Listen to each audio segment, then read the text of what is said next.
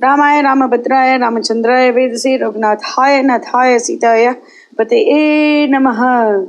Yuddha Kand, chapter number 50. Rama and Lakshmana are liberated from Nagapasha. Recitation begins now. Then Sugriva cried out, "Wonder of wonders!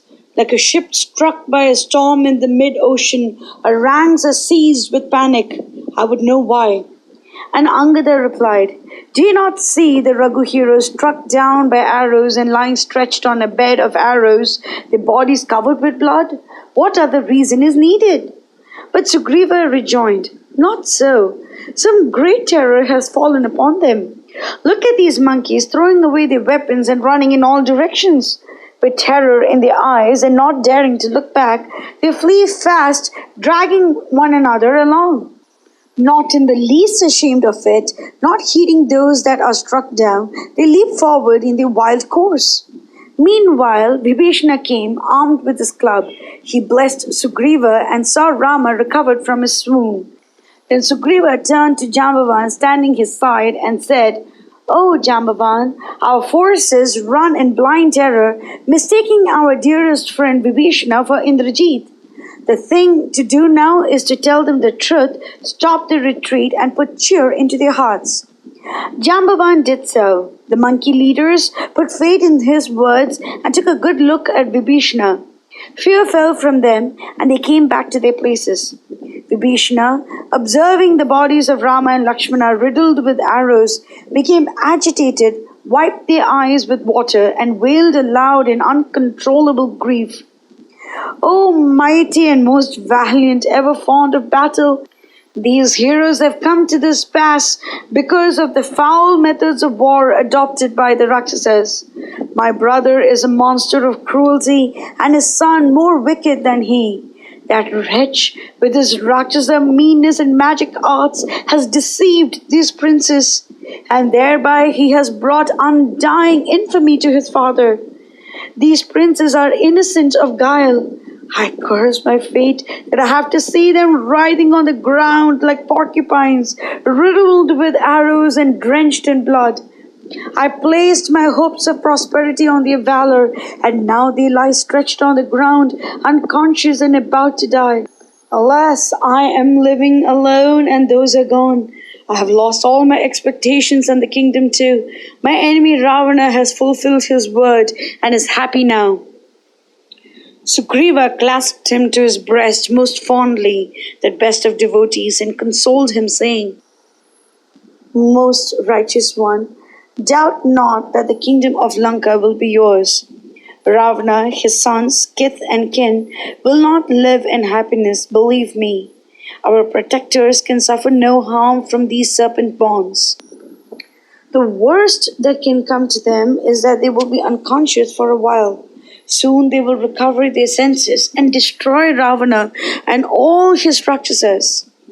Then he turned to Sushena, his father-in-law, who was standing near, and said, "Go straight to Kishkinda with Rama and Lakshmana and our monkeys.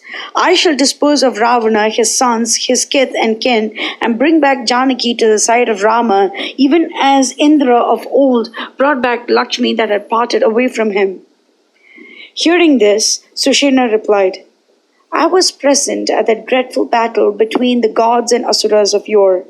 Then the Danavas, most skillful of archers, struck and hit the Devas again and again with their wonderful weapons. Some Devas writhed in agony unbearable, some lay senseless, some lost their lives. Then Brihaspati saved them from the danger that threatened them by using wonderful arts like Mrta Sanjeevani and other charms and herbs. Sampati, Panasa, and the other monkeys know the mountain where these herbs are found. Where the gods and asuras churned the ocean of milk in the far past, in those very mountains of Chandragiri and Dronagiri, they have been planted and nurtured by the gods. Dispatch forthwith some mighty monkey warrior to bring us the potent herbs Sanjeevani and Vishalikarini. Let the son of Vayu here undertake the mission." Meanwhile, the clouds were lashed with lightning and roared dreadfully.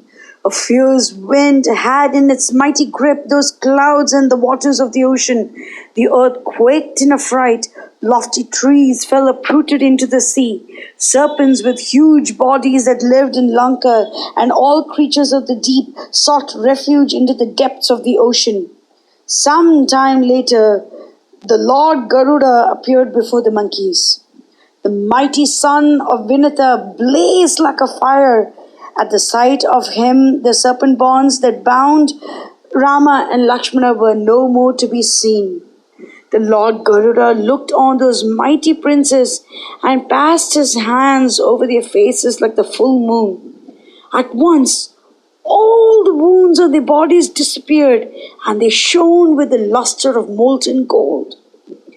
The power to overcome foes, the sensitiveness to dishonor, strength of body, radiance, firmness of purpose in mighty ventures, keenness of intellect to pierce into the subtleties, the faculties of memory, all these qualities were redoubled.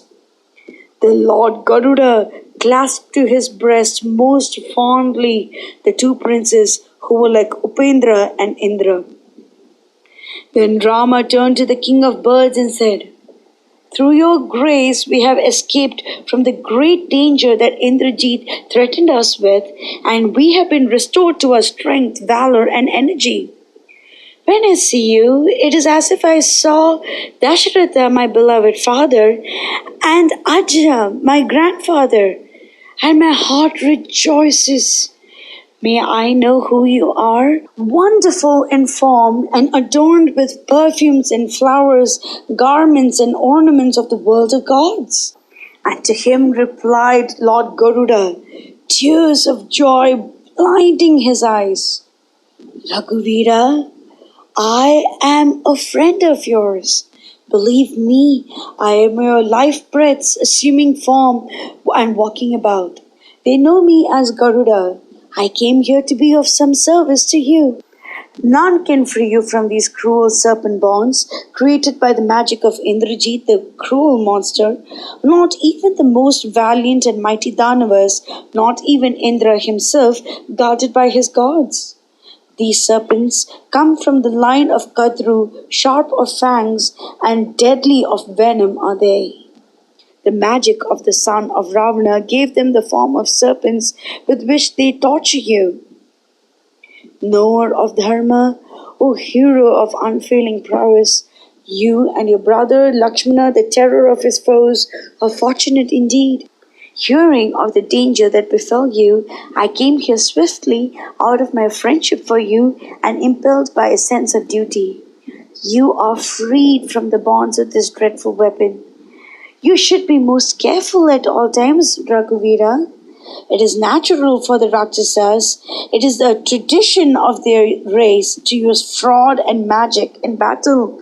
But to heroes like you, pure of conduct, strength lies in straightness. Never take the Rakshasa on trust when you fight with them. From what took place right now, know that the Rakshasas are cunning and deceitful."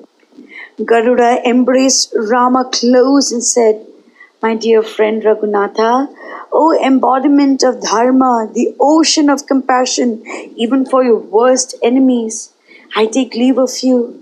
Ask not now how I am your friend. When you destroy your foes on the battlefield, you will know it all yourself. Your fiery arrows will consume Lanka and all its Rakshasas, except infants and old men in it. You will slay Ravana and recover Janaki." After delivering Rama and Lakshmana from the danger that hung over them, the king of birds circumambulated and embraced them most fondly and coursed back quickly through the sky, even like Lord Vayu. The monkey lords, seeing that the danger that loomed over the Raghava princes has been removed by the grace of the Lord, waved their tails aloft in sheer joy and roared like lions. As war drums, kettle drums, conches, and other auspicious instruments sounded on all sides, some roared, some slapped their shoulders, some took mighty leaps. They uprooted lofty trees and broke off mountain tops and stood ready for battle. They battered down the gates of Lanka and shouted in glee. At this, the Rakshasas were struck with wonder and fear. As clouds roar and thunder dreadfully at night about the end of summer, the monkey warriors challenged the enemies to battle, roaring loud enough to split their hearts. Mangalam Kushlindraya Mahaniya Gunapte Chakravarti Dhanurjaya Sarvabhaumaya Mangalam.